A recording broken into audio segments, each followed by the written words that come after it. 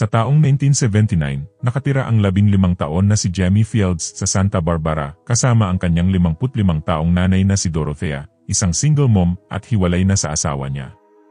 Kasama nila sa bahay ang dalawang nangungupahan, si Abby Porter, isang 24 na taong photographer na nagpapagamot para sa cervical cancer, at si William, isang karpintero at mekaniko. Si Julie Hamlin ay 17 taong gulang at ang matalik na kaibigan ni Jamie. Madalas siyang matulog sa bahay nila Jamie, pero iniiwasan niyang makipagbulyakan kay Jamie dahil naniniwala siyang masisira lamang nito ang pagkakaibigan nila. Isang gabi dinaos nila ang kaarawan ng nanay ni Jamie.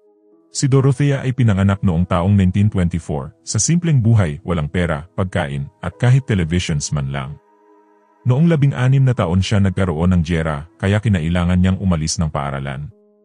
Ngayon nagtatrabaho siya bilang isang cathographer. Siya ang masasabi nating makalumang tao.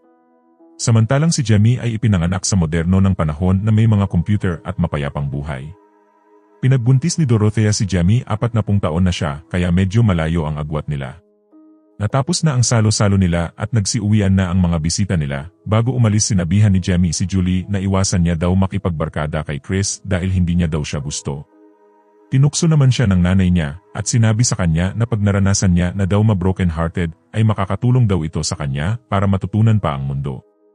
Isang araw, muntik nang mamatay si Jamie sa delikadong laro nila ng mga kaibigan niya, buti na lang nakita siya ni Julie at naisugod kaagad sa hospital. Pag-uwi sa bahay tinanong ni Dorothea si Jamie kung bakit daw nila ginagawa ang isang delikadong bagay kung saan sinabi ni Jamie na dahil masaya daw. Pinagalitan ni Dorothea si Jamie at nag-away sila. Sa sunod na araw, napagdesisyonan ni Dorothea na humingi ng tulong kina Julie at Abby para palakihin ng tama si Jamie. Hindi niya daw maintindihan si Jamie at nahihirapan daw siyang kumonekta sa kanya. Kailangan lang daw ng dalawa na impluwensyahan si Jamie ng magagandang bagay at maging isang mabuting bata. Sa sunod na umaga, ipinaalam ito ni Dorothea kay Jamie at mas lalo pang nagalit si Jamie. Dahil sa pagrerebelde sumama si Jamie sa mga kaibigan niya at pumunta sa Los Angeles para manood ng isang concert at nag-aalala ang nanay niya. Sa gabi, pumasok sa kwarto ni Jamie si Julie mula sa bintana pero wala si Jamie. Pinuntahan naman ni Abby si William sa kwarto niya at niyaya niya siya makipagbulyakan. Sinabi muna ni Abby na may cancer daw siya at okay lang naman daw ito kay William. Mamaya, nakauwi na si Jamie at naabutan niya si Julie sa higaan niya. Niyaya ni Jamie si Julie makipagbulyakan pero ayaw ni Julie. Sinabi ni Julie na may problema daw siya. Habang tumatambay daw sila ng mga kaibigan niya, nagkainuman daw sila. At may nangyari daw sa kanila ni Tim sa sasakyan niya at naputokan daw siya sa loob, natatakot daw siya na baka mabuntis siya. Si Julie Hamlin ay ipinanganak sa taong 1962. Ang nanay niya ay isang therapist at pinapa-attend siya nito sa mga session niya. Nang mag-asawa ulit ang nanay niya, si Julie ay nagbago at nang ipinanganak na may kapansanan ang kapatid niya ay mas lalo pa siyang nagbago. Nagsimula na siyang maging isang rebeldeng anak at lagi na siyang pasekretong nakikitulog sa kwarto ni Jamie. Si Julie ay nagtatrabaho sa isang mall at nagtitinda ng pabango. Sa umaga, paggising, bumaba si Julie sa kwarto ni Jamie at pumasok siya sa bahay. Binati naman siya ni Dorothea at niyayang mag-almusal. Sinabi ni Dorothea kay Julie na tulog pa daw si Jamie sa kwarto niya. Hindi niya alam na doon pala natutulog si Julie. Habang nag-aalmusal, sinabi ni Dorothea na hindi daw siya makatulog kagabi dahil pinapakinggan niya daw ang pagdating ni Jamie. Natawa naman dito si William at Abby dahil nagbulyakan sila kagabi sa kwarto. Pinagsabihan ni Dorothea si Jamie na sa sunod daw ay magpaalam siya kung may pupuntahan siya at nagkaayos na sila.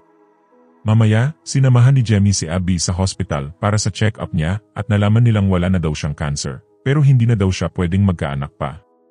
Si Abby ay nalungkot sa balita at dinamayan siya ni Dorothea. Bilang pasasalamat ni Abby kay Jamie sa pagsama sa kanya sa hospital, nag-jamming sila sa ginawa niyang kanta. Si Abby ay lumaki na sa Santa Barbara. Lumipat siya sa New York noong taong 1973 at nag-aral sa isang art school. Na-inlove siya sa photography at sumasayaw siya pag malungkot. Nang malaman niya na may cancer siya, bumalik siya ng Santa Barbara at dahil lagi silang nag-aaway ng nanay niya ay nagsimula na siyang mangupahan. Si Abby ay nagtatrabaho sa isang news press. Sa sunod na araw, si Julie naman ang tinulungan ni Jamie at binilhan niya siya ng pregnancy test. Ginamit ito ni Julie at nalaman nilang hindi naman siya buntis. Isang umaga, nakita ni Dorothea si Julie na pasekretong bumaba mula sa kwarto ni Jamie at kinausap niya siya. Tinanong niya si Julie kung ano daw ang ginagawa nilang dalawa ni Jamie at sinabi naman ni Julie na wala daw, nakikitulog lang daw siya. Mamaya, niyaya ni Dorothea si Abby at William na lumabas sa gabi dahil gusto niya daw makita ang modernong mundo ngayon. Pumunta sila sa isang bar at namulat ang mga mata ni Dorothea kung papaano namumuhay at nagsasaya ang mga kabataan ngayon. Mula sa klase ng musika hanggang sa mga estilo ng mga pananamit at mga buhok nila. Mamaya na unang umuwi si Dorothea at ikinuwento niya kay Jamie ang mga nakita niya. Mamaya nakauwi na rin si Abby at pumunta siya sa kwarto ni Jamie ng lasing para magkwento at nakita niya si Julie. Sinabi naman ni Julie na hindi daw sila nagbubulyakan at nakikitulog lang daw siya. Ikinuwento ni Abby ang nangyari sa kanya sa bar, nakipag-away daw siya sa isang babae at sinabi din daw sa kanya ni William na ayaw niya nang makipagbulyakan sa kanya. Kailangan daw ni Jamie umalis sa lugar na ito kung gusto niya daw magkaroon ng mas interesadong buhay. At wag niya daw hahayaang matulog si Julie sa kwarto niya kung hindi daw siya makikipagbulyakan dahil nakakababa daw ito ng pagkalalaki niya. Sa sunod na araw, nakipag-away si Jamie sa isang lalaki dahil sa pagtatalo nila sa pakikipagbulyakan sa babae at pinagtripan ang sasakyan ng nanay niya.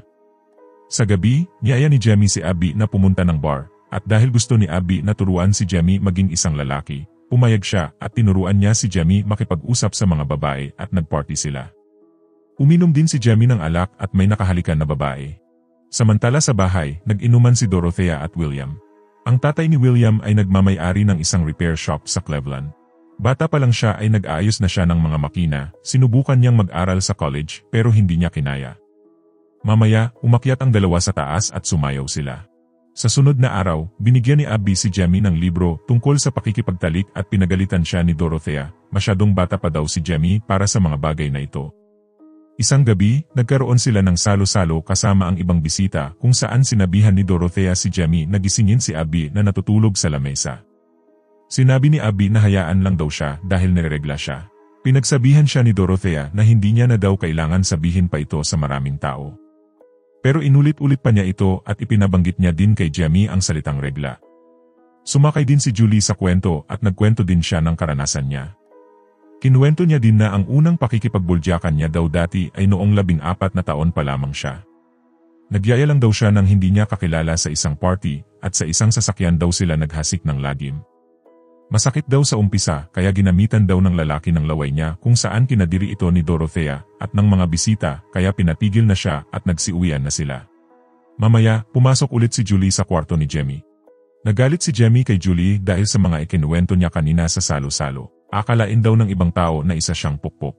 Wala daw pakialam si Julie dito pero sinabihan siya ni Jamie na hindi na daw siya pwedeng matulog sa kwarto niya kung makikipag-usap lang daw siya. Humingi naman ng tawad si Julie kay Jamie at niyaya niya siyang mamasyal sa tabing dagat ng silang dalawa lang. Sa gabi, bumili sila ng alak at pagbalik sa kwarto, inamin ni Jamie na mahal niya daw si Julie. Pero, nagdalawang isip pa rin si Julie na makipagbulyakan kay Jamie dahil pakiramdam niya daw ay masyado silang malapit sa isa't isa para magbulyakan. Ang gusto niya daw ay manatili silang magkaibigan at wala ng iba. Nagtampo sa kanya si Jamie at umalis. Sa umaga, tumawag si Julie kay Dorothea dahil hindi niya daw mahanap si Jamie at agad namang umalis sina Dorothea para hanapin si Jamie. Nakita nila si Jamie at kinausap siya ni Dorothea. Sinabi ni Jamie na pakiramdam niya daw ay inabandona na siya ni Dorothea dahil si Julie at Abby na lang ang lagi niyang nakakausap. Sinabi naman ni Dorothea na ayaw niya lang matulad sa kanya si Jamie, gusto niya lang daw siyang sumaya, at tingin niya daw ay hindi niya kaya itong ibigay sa kanya ng mag-isa kaya humingi siya ng tulong kay Abby at Julie. Sinabi naman ni Jamie na masaya daw siya kahit silang dalawa lang. Bumalik sila sa motel at kumain at sumayaw silang lahat. Sa sunod na araw, bumalik na ang tatlo sa Santa Barbara at nagpaiwan naman sina Dorothea at Jamie at nagbonding pa sila ng silang dalawa lang. Sa huling eksena, malalaman natin na matagal na palang may cancer si Dorothea at malapit na ang oras niya kaya ganun na lang ang pag-aalaga at pagtuturo niya kay Jamie. Si Julie naman ay malalaman natin na magpapa-birth control pills, mag-aaral sa New York, mawawalan ng ugnayan kina Jamie at Dorothea, may in love, lilipat sa Paris, at pipiliing wag magkaroon ng anak. Mananatili naman si Abby sa Santa Barbara, mag-aasawa, hindi niya susundin ang doktor niya at magkakaroon siya ng 2 anak at magtatayo siya ng photography studio sa garahe niya. Si William ay mananatili pa ng 1 taon kasama si Dorothea bago lilipat sa Sedona at magtatayo ng pottery at mag-aasawa. Si Dorothea naman ay makikilala ang isang lalaki kung saan makakasama niya hanggang sa kamatayan niya sa cancer sa taong 1999. Habang pagkalipas ng maraming taon, si Jamie ay mag-aasawa na rin at magkakaroon ng anak na lalaki kung saan susubukan niya daw ipaliwanag sa kanya kung anong klaseng tao ang lola niya, pero imposible daw ito. Maraming salamat sa panunood. Like and subscribe my channel for more videos.